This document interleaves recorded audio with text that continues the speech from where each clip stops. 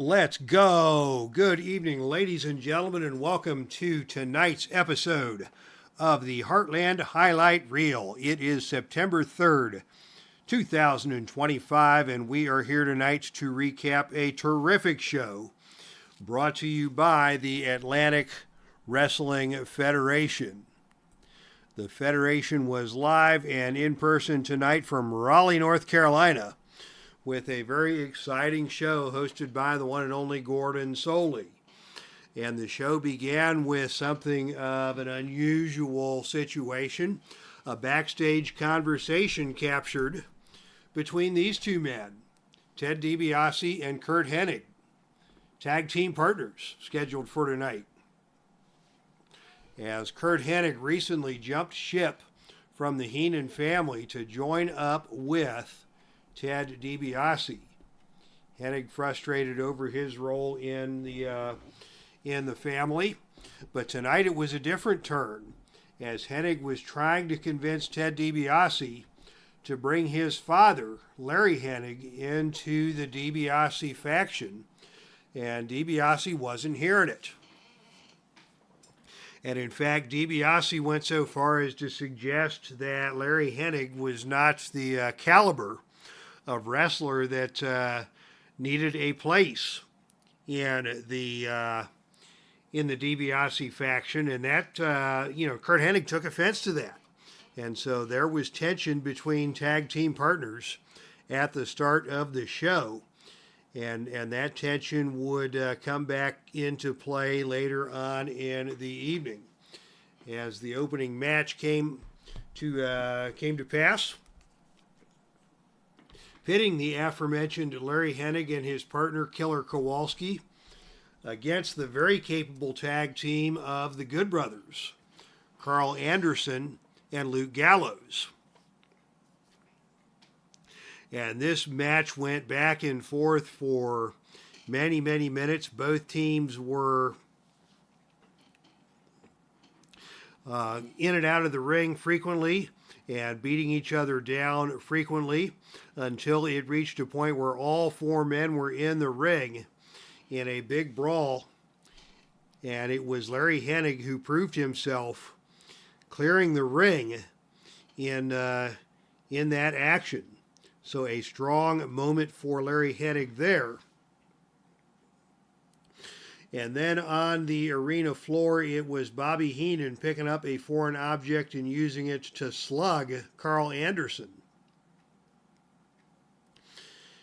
And Doc Gallows took exception to that, and he grabbed a foreign object and he clocked Larry Hennig. So with Hennig busted open at the hands of Doc Gallows, or Luke Gallows if you will, that brought Curt Hennig out to the ring in order to check on his father, and that didn't help matters a little bit, as mixed allegiances, tension between Curt Hennig and Bobby Heenan at ringside. Curt Hennig not very happy with Luke Gallows about the foreign object shot to his father, and his father also feeling a little salty after the response, the words that were exchanged between Curt and Ted DiBiase earlier in the evening. And this then brought Ted DiBiase out to the ringside. DiBiase and Hennig got into it. DiBiase and Larry Hennig got into it.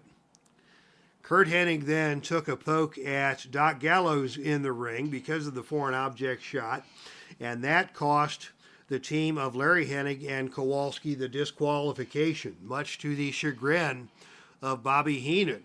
So Heenan was unhappy, Larry Hennig was unhappy, Curt Hennig was unhappy, DiBiase was unhappy. There were tempers flying all over the place after that first match, but your winners by disqualification were the team of Luke Gallows and Carl Anderson. Subsequently, the gauntlet was thrown down, and a grudge match was scheduled that will pit Larry Hennig against Ted DiBiase at the September 13th pay-per-view. So chaos in the opening tag team match here tonight in Raleigh. Our next match then pitted Dusty Rhodes against this man, Tough Tony Bourne, and Tony Bourne gave it his best shot, but didn't have what it takes to defeat the American Dream, and it was Dusty Rhodes who finally took control of that match with a big bionic elbow right on the noggin that put Tough Tony Bourne's running lights on dim, and Dusty Rhodes finished it with an elbow drop for the victory.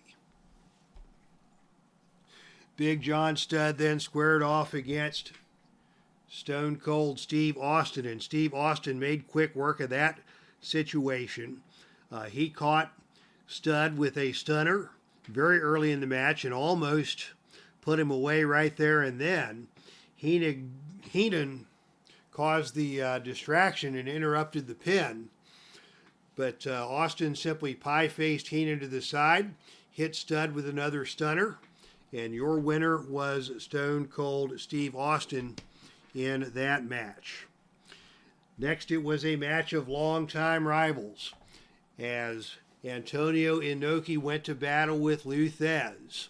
Inoki acquitted himself nicely, taking control early with big enziguri,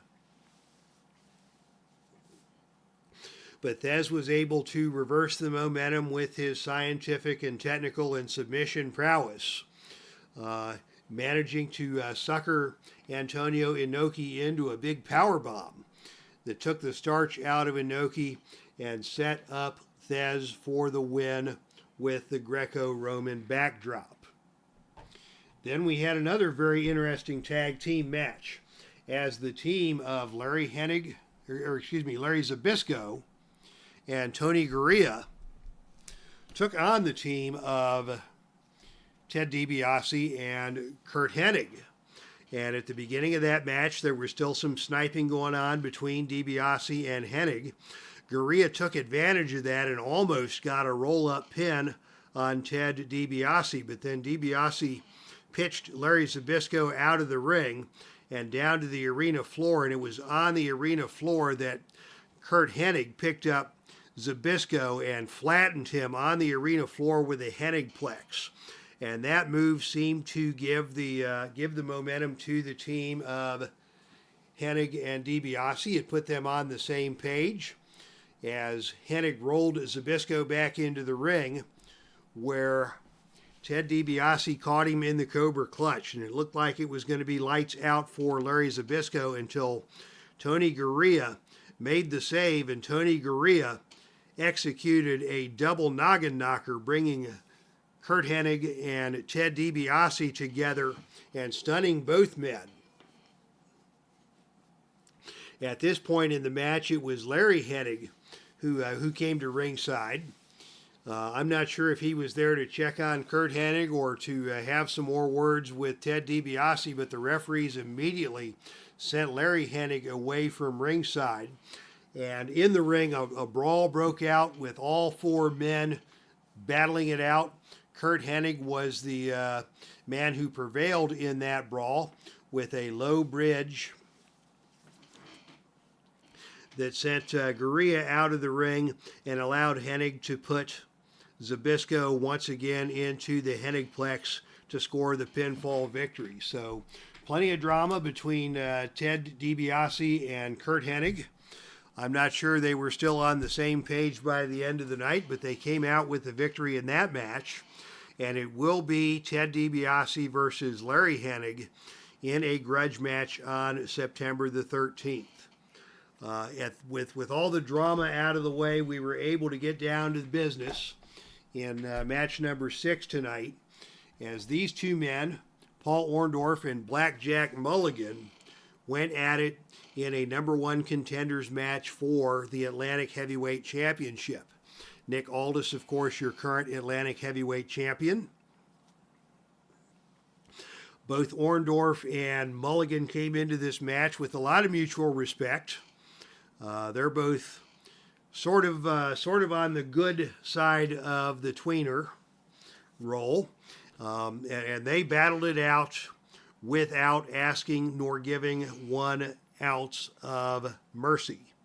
It was all respectful. There was no hatefulness, no spite. They just beat the tar out of each other in the ring and out of the ring. At one point, it was Orndorff being put through a table by Blackjack Mulligan, but Blackjack Mulligan couldn't pin Orndorff on the arena floor. They had to bring the action back into the ring, where Orndorff was able to rally with a couple of aerial moves off of the top turnbuckle that put Mulligan down onto the canvas. And then it was Paul Orndorff with the jumping pile driver, scoring the pinfall on Blackjack Mulligan. Paul Orndorff, now your number one contender to Nick Aldis and the Atlantic Heavyweight Championship. That match will also take place at our September 13th pay-per-view entitled One Last Ride. And in our main event of the evening, it was the Dixie Heavyweight Championship on the line, with the champion, the Nature Boy Ric Flair, defending against Bobo Brazil. These two men with a lot of history, and it was Ric Flair doing what Ric Flair does, weakening and wearing down his opponent with attacks to the knee. Flair nearly got a pinfall with a rope-assisted cradle. Bobo lucky to kick out of that one, but left himself wide open for the figure four leg lock, and that was all she wrote for Bobo Brazil, your winner and still Dixie Heavyweight Champion, the Nature Boy Ric Flair. All right, that was your main event for the evening. We will be back on the air next Saturday from Cincinnati, Ohio, with Heartland Ladies Wrestling. You'll see two very exciting main event matchups. A number one contenders match for the Heartland Ladies Tag Team Championship, pitting rival teams, bitter rival teams, Ava Everett and Davienne on one side of the ring, and Alana Austin and Rio the Britfits on the other. And the winner of that match will move on to a title shot against the dominant ladies tag team champions Tasha Steeles and Big Swole. And in our second main event Saturday night, it will be the Mistress of Mayhem title on the line. Mickie James holding that title proudly, and Nicole Savoy is coming after her. So that is what we will see on Saturday night. And that wraps things up for tonight's Heartland Highlight Reel. Thank you all for tuning in, and thank you all for your continuing support of Heartland Championship Wrestling on the Epic Sports Broadcast Network. That's our stream, and I am out of here.